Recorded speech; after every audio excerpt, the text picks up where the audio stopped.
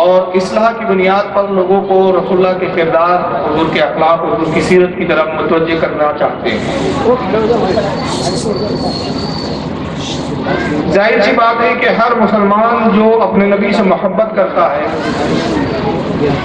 وہ نبی پاک صلی اللہ تعالی وسلم کے کردار و اخلاق کو اپنانا چاہتا ہے، لیکن سوال یہ پیدا ہوتا ہے کہ نبی کے اخلاق و کردار کے حوالے سے جو چیزیں پیش کی جا رہی ہے کیا وہ مکمل طور پہ پیش کی جا رہی ہے کہ ایک حصہ بتایا جا رہا ہے اور دوسرا چھپایا جا رہا ہے؟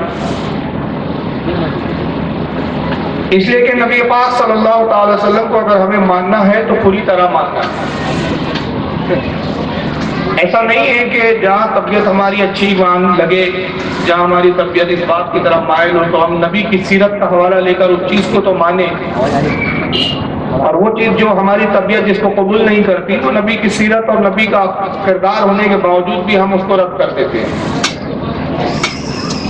اگر کسی مسلمان کا حال ایسا ہے تو پھر یقین جانیے کہ اس نے نبی پاک صلی اللہ علیہ وسلم کو نہ سمجھا ہے، نہ حضور صلی اللہ علیہ وسلم سے اس کو محبت ہے، اور نہ نبی کی وہ کردار اور سیرت پر صحیح معنوں میں عمل کر رہا ہے۔ ہر ذات و شخصیت کے کردار و عمل کے اعتبار سے دو حصے ہوتے ہیں، ایک اخلاق کا حصہ اور ایک سیرت کا حصہ۔ نبی پاک صلی اللہ تعالی وسلم کا بھی زندگی کے جو معمولات ہیں، حضور کی جو سیرت ہے، حضور کی جو زندگی ہے، اس میں بھی دو حصوں میں ہم حضور کے انداز کو، حضور کی سنتوں کو تقسیم کر سکتے ہیں۔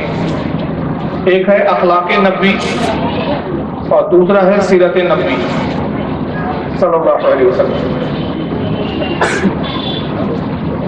لیکن میں نے دیکھا ہے کہ صرف اہل سنت و جماعت یہ ایک واحد ایسی جماعت ہے جو نبی کریم صلی اللہ تعالی وسلم کو شروع سے لے کر آخر تک لفظ تو لفظ حضور کے ہر کردار و عمل کو مانتے ہیں، اپناتے ہیں اور اس کو قبول کرتے ہیں۔ اور اہل سنت کے علاوہ جتنی جماعتیں ہیں، میں بڑے دعوے اور ذمہ داری سے کہتا ہوں کہ حضور کا اخلاق پیش کرتے ہیں، حضور کی سیرت نہیں پیش کرتے۔ یہ الگ بات ہے کہ وہ اپنے جلسے کا ٹائٹل سیرت النبی رکھتے ہیں، لیکن میں بڑی ذمہ داری سے کہہ رہا ہوں کہ آج تک انہوں نے سیرت النبی رسول اللہ کی پیش کی ہی نہیں۔ جب بھی انہوں نے پیش کیا ہے اخلاق نبی پیش کیا ہے، سیرت نبی پیش نہیں کیا۔ آپ سوچ رہے ہوں گے کہ بھئی یہ کیا کہہ رہے ہیں، ہم کچھ سمجھ نہیں پا رہے ہیں کہ اخلاق نبی کیا ہے، سیرت نبی کیا ہے۔ 3 واقعات کی روشنی میں کل 6 واقعات میں بیان کروں گا، جس میں آپ نبی کی پوری سیرت کو اور نبی کے پورے اخلاق کو بڑا بآسانی سمجھ لیں گے انشاءاللہ۔ ایک ہے نبی کا اخلاق میں نے کہا، اور دوسرا ہے نبی کی سیرت۔ ان دونوں میں بڑا فرق ہے، یہ ایک نہیں ہے۔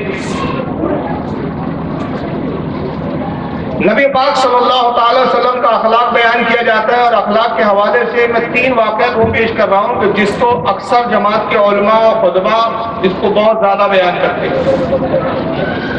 بلکہ اتنا بیان کیا کہ میں سمجھتا ہوں کہ یہ واقعات بچوں کو یاد ہو گیا۔ نبی کے اخلاق کے اعتبار سے ایک واقعہ بیان کیا جاتا ہے کہ حضور صلی اللہ تعالی وسلم مکہ میں تشریف فرما ہے۔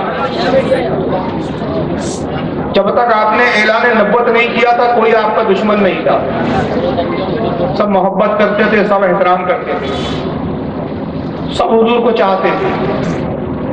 مگر جیسے ہی نبی پاک صلی اللہ تعالی علیہ وسلم نے اعلان فرمایا کہ لوگوں میں اللہ کا نبی ہوں، ایک خدا کی طرف بلاتا ہوں، ایک خدا کی طرف آؤ، 365 معبودوں کو چھوڑ دو، ایک معبود حقیقی کو قبول کرو، اس کی عبادت کرو، تو وہی عرب کے لوگ، وہی مکہ کے لوگ جو حضور کو سر آنکھوں پر بٹھاتے تھے، اب حضور کے سب سے بڑے دشمن بن گئے۔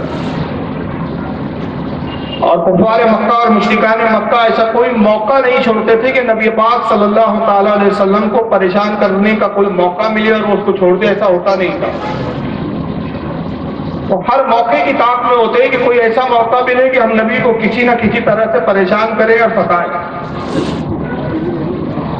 انہیں ستانے والوں میں ایک ضعیفہ ایک بڑھیا بھی ہے۔ حضور صلی اللہ تعالیٰ علیہ وسلم اپنے گھر سے، اپنے حجرے مبارک سے خانہ کعبہ میں عبادت کی غرض سے داخل ہوتے ہیں، راستے میں اس ضعیفہ اس بڑھیا کا گھر پڑتا ہے۔ اس بڑھیا کا روزانہ کا معمول کیا ہے؟ اس وقت کا انتظار کرتی ہے کہ جب نبی اس کے گھر کے قریب سے، اس کے گھر کے سامنے کی سڑک سے گزرے، اور حضور کو ستانے کا اس کا انداز یہ ہے، پریشان کرنے کا انداز یہ ہے کہ 2 منزلہ مکان ہے، اوپر کی منزل پہ جاتی ہے اور اوپری منزل سے جب حضور کو دیکھتی ہے کہ آ رہے ہیں تو سرکار پر کچرا پھینک دیتی ہے، پورے گھر کا جتنا کچرا کباڑ جمع کرتی ہے سب حضور پہ پھینک دیتی ہے۔ لیکن نبی کریم صلی اللہ تعالی وسلم خاموشی کے ساتھ گزر جاتے ہیں، زبان پر کوئی شکوہ نہیں ہے، کوئی شکایت نہیں، کوئی غیلہ نہیں، کبھی کوئی برے الفاظ نبی پاک صلی اللہ تعالی وسلم کی زبان سے جاری نہیں ہوتے۔